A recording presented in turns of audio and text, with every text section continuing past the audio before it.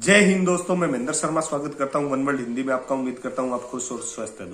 दोस्तों देखिए कैसे अब पाकिस्तान की असेंबली, जिसमें इमरान खान कभी जाता ही नहीं है क्योंकि ये एक शहर के मेयर लायक नहीं है, वहां पे सवाल जवाब देने लायक नहीं रहा है। तो कैसे अब असेंबली में, पाकिस्तान की असेंबली में इमरान खान पे सवाल उठने लग गए हैं।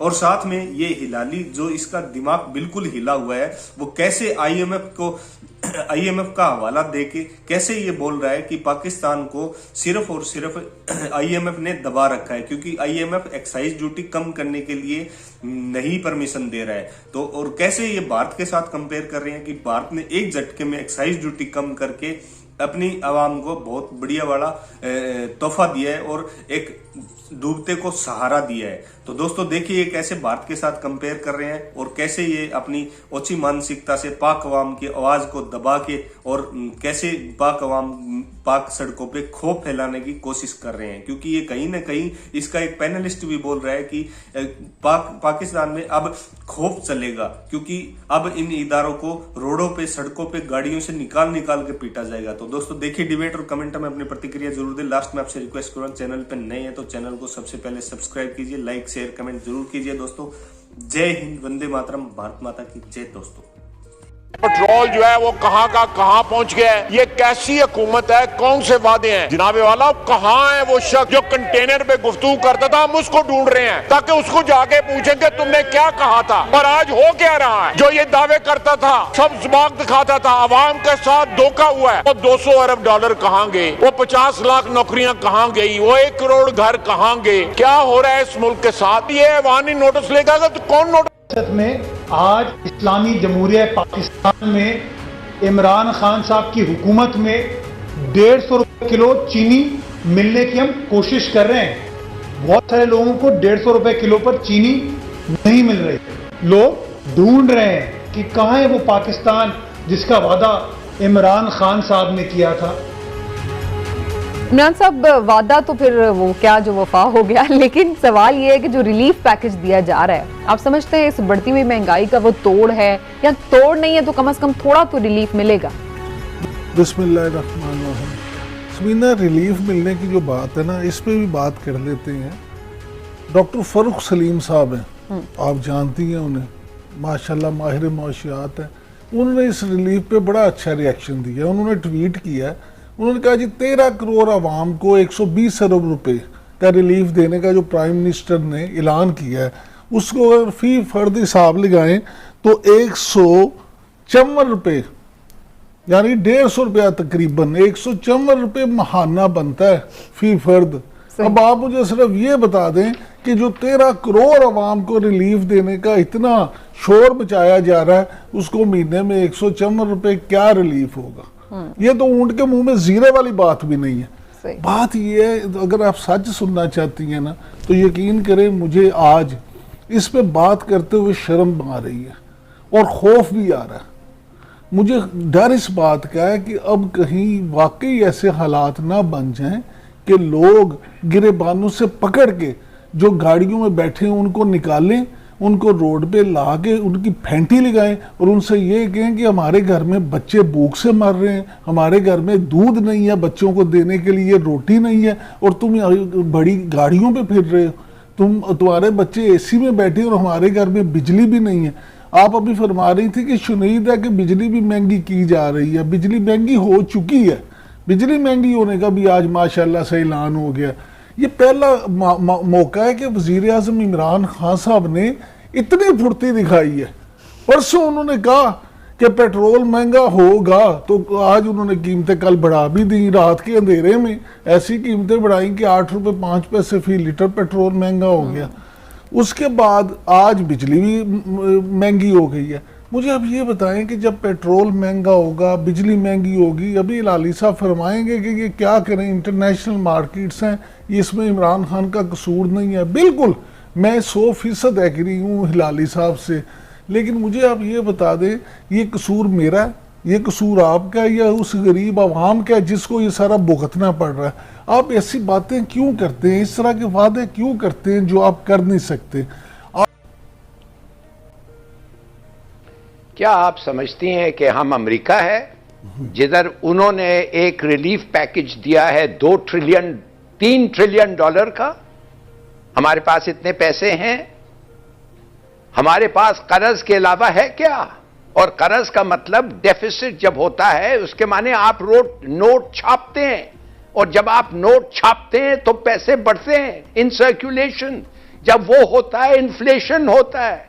आपका डेफिसिट काटें, हां ठीक है कट सकता है डेफिसिट, मगर इतना शोर मचेगा जब डेफिसिट कटता है, जब टैक्सेस को डबल कर दें, आप चीजें नहीं बिकेंगे। जब चीजें नहीं बिकेंगे तो होर्डिंग नहीं होगा। 300 लाख टन शुगर जो आया है, चीनी जो आया है, वो किधर है? वो किसके पास है? वो क्यों नहीं निकाल के बेच रहे हैं? वो रख रहे हैं सब। जैसे हम सब डॉलर बचा रहे हैं, पैसे बढ़ रहे हैं डॉलर के, हम क्यों लाएं डॉलर में उसको इस्तेमाल करने के लिए? पकड़ो रखो, उसका डॉलर का कीमत बढ़ेगा। भाई इट्स सो सिंपल। लोग गवर्नमेंट्स को पैसे छापने पड़ते हैं। जब आप कर्ज लेते हैं, मुल्क से कर्ज लेते हैं, लोगों से कर्ज लेते हैं, आपको ट्रेजरी बिल्स देते हैं उनको वापस करने के लिए। There is no other. एक ही तरीका है, मैसिव रिसेशन। मैसिव रिसेशन, और जब वो मैसिव रिसेप्शन आता है तो बेकाबू हो जाते हैं लोग। देखिए मैं सिर्फ ये कहना चाहता हूं, गलतियां हुई हैं। मिसाल के तौर पे मैंने खुद एक बात की है, क्यों भाई डिस्ट्रीब्यूशन ऑफ शुगर क्यों नहीं? और अखबार भरे हुए हैं कि डिप्टी कमिश्नर्स जो हैं, जिनका काम है, वो नहीं काम कर रहे हैं। क्यों नहीं कर रहे हैं? डरे हुए हैं। किधर हैं वो किधर है उनकी लॉ इन्फोर्सिंग कैपेबिलिटीज? हम लोग जब व्हेन वी वर यंग, हम अपने डिस्ट्रिक्ट्स में जाके देख सकते थे, निकालते थे, पकड़ते थे उन लोगों की। पूरा हमारे पास वो जो उनके स्टॉक्स होते थे उनके। Where are these deputy commissioners? मेरे कहने की बात यह है, सिर्फ I am sorry to say all this, मगर मैं ये समझता हूं, प्लीज अंडरस्टैंड वन थिंग, कि ये एक ऐसा फिनोमेना है जो एक मुल्क नहीं है दुनिया में जो इन्फ्लेशन से नहीं सफर कर रहा है। अब वो कैसे कोप कर रहे हैं? जो रिच कंट्रीज हैं वो और तरह कर रहे हैं। रिच कंट्रीज जो है, रिच कंट्रीज सब्सिडीज दे रहे हैं समीना। 3 ट्रिलियन डॉलर का सब्सिडी दिया है 6-8 महीने के लिए। जिन लोग किराया नहीं दे सकते थे उनके घर के लिए गवर्नमेंट ऑफ अमेरिका ने कहा हम देंगे मकान, वो उसको लैंडलॉर्ड को, और उन्होंने तनख्वाह दिया। जो भी आपका ये था उन्होंने कहा हम देंगे, और वापस करने की जरूरत नहीं है। ये कर सकते हैं आप। वैसे तो आपने अपनी तकरीर में भी इंडिया की बड़ी मिसालें दी। आप एक ऐसा काम करें, जिस तरह इंडिया ने रिलीफ दिया था पेट्रोल पे, अभी कीमतें कम की, आप उसमें एक काम कर दें।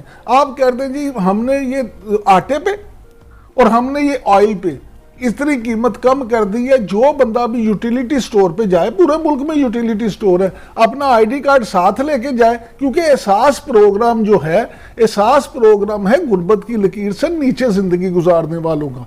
आपके पास डेटाबेस है यूटिलिटी एक्साइज टैक्स आप कम नहीं कर सकते। सर सुन तो ले, आप नहीं कर सकते एक्साइज टैक्स जो इंडिया ने काटा है, इसलिए IMF आपको इजाजत नहीं देगा। सर मैं कभी कह रहा हूं आपसे वो करें। मैं तो आपसे ये कह रहा हूं कि जिस तरह उन्होंने एक चीज में कमी कर दी, आप उसी तरह आटे में और उसमें कमी कर दें, ऑयल में, वहां पे जाए। ये कुकिंग ऑयल की मैं बात कर रहा हूं सर, घी की, जो लोगों ने खाने के लिए इस्तेमाल करना है। आप यूटिलिटी स्टोर पे एक आम आदमी जाए, वो अपना आईडी कार्ड साथ ले जाए, उसका नंबर बताए, वहां वो करके उसको दे दें। आप राशन डिपो टाइप सिस्टम बना देना, जिस तरह पहले राशन कार्ड होता था। यूटिलिटी स्टोर को यूटिलिटी स्टोर को एक तरह से राशन डिपो का नाम दे दें। आप काम उससे वही ले लें, लोगों को आसानी हो। बात ये आपको याद होगा, मैंने बजट जब आया था तो बजट के दिनों में मैंने ये बात की थी कि ये बजट एक ऐसा बजट है जिसके बाद एक तूफानी बदतमीजी आएगा, लोग जो है ना वो संभाल नहीं सकेंगे। आज वो दिन आ गया। मैं आपसे फिर कहता हूं समीना, मुझे ये चीजें देख के खौफ आ रहा है, क्योंकि ये ऐसी चीज है जो मुझे रुकती हुई नजर नहीं आ रही। IMF जो है वो आपको पैसे देने को तैयार नहीं है। लेकिन अगेन वही बात आ जाती है ना, जो कि प्रोसेस बेहतर हो सकता था अगर इंटेंशन आपकी सही है। लेकिन आपको तो लग रहा है कि ये है ही इलेक्शन स्टंट, या आप समझ लें कि उन्होंने सिर्फ एक ढकोसला दिया। नहीं मैं जी हिलाली साहब आप कमेंट कर लें। Sameena please understand one thing, ये गैर जिम्मेवारी बात हो रही है कि एक गरीब आदमी आएगा और शॉपकीपर उसको नहीं देखेगा, उसको लात मार के निकाल देगा और सिर्फ अमीर आदमी का देखेगा। ये गलत बात है कहना ऐसी बातें। ये एक ऐसा वक्त है और ऐसा माहौल है हमारे मुल्क में जिधर पॉवर्टी लाइन जो है उसके नीचे होना इट्स बड़ा तंग। आई मीन इट इज जो आदमी देख के गरीब को इस किस्म की मजाक करता है उसको तो मेरे ख्याल में फेंटियां लगनी चाहिए। मेरे ख्याल में अगर गरीब लोग जाएं, ये ठीक कह रहा है इमरान, राशन डिपो उसको नाम दो और फिर जाके खड़े हो जाओ। सब लोग वो जो लाइन में होंगे वो सब गरीब होंगे और अगर वो अमीर आदमी गुजर के उनके हंसना चाहता है या उनको फूलिश कहना चाहता है, बेशक करे, शायद इंशाल्लाह उसको फेंटी भी लग जाए, मगर मतलब अगर रिलीफ देना चाहते तो इससे बेहतर तरीकाकार हो सकता है। चलिए, लेकिन अब इन सब चीजों पे ना हमजा शहबाज शरीफ साहब ने एक अलग मंतिक निकालिया और उन्होंने इसका एक अलग हल सोचा है। वो ही कहते हैं कि जी सब बर्बादी का हल ये है कि हुकूमत को घर भेजने के मुतालिक तमाम सोचना चाहिए। हमजा शहबाज शरीफ ने क्या तजवीज़ दी है, जरा वो भी सुन लीजिए। तमाम सियासी जमातों की ये कौमी जिम्मेदारी है कि पाकिस्तान की डूबती हुई मईशत को संभाला देने के लिए आईनी रास्ते निकालें और इस हुकूमत से छुटकारे का बंदोबस्त करें। तो इमरान साहब, अभी लास्ट टाइम तक तो हम यही सोच रहे थे कि जी शायद नवाज शरीफ साहब राजी नहीं है कि अभी कोई अदम एतमाद आए या कोई हलचल इस तरह की हो पंजाब में या वफाक में। हमजा शहबाज की इस बात से आप कैसे इसको इंटरप्रेट करेंगे, क्या करने जा रहे हैं पीएम? मैं समझता हूं कि बतौर opposition leader Punjab assembly Hamza Shahbaz ने बिल्कुल ठीक बयान दिया है। उसकी बुनियादी वजह यह है कि उनको और क्या बयान देना चाहिए, उनको तो बयान ही ये सूट करता है कि जनाब क्योंकि हुकूमत की कारकर्दगी ठीक नहीं है, क्योंकि हुकूमत महंगाई बहुत बढ़ा रही है, क्योंकि हुकूमत अवाम को रिलीफ नहीं दे रही, इसलिए तमाम जमातों को चाहिए कि वो एक इसको खत्म करने के लिए कोई भी आईनी रास्ता इख्तियार करें। शहबाज शरीफ साहब ने आज मौलाना से भी राब्ता किया है, बिलावल से भी उनका राब्ता हुआ है। बिल्कुल किया, खुर्शीद शाह साहब से उनकी मुलाकात भी मुतवक्को है। बात ये नहीं है, बात ये है, मैं ये समझता हूँ ज़ाती तौर पे कि मुस्लिम लीग नून फौरी तौर पे तहरीक अदम एतमाद लाए या ना लाए, लेकिन इस तरह की बातें करके और इस तरह की मूव बना के वो हुकूमत को अंडर प्रेशर जरूर लाए।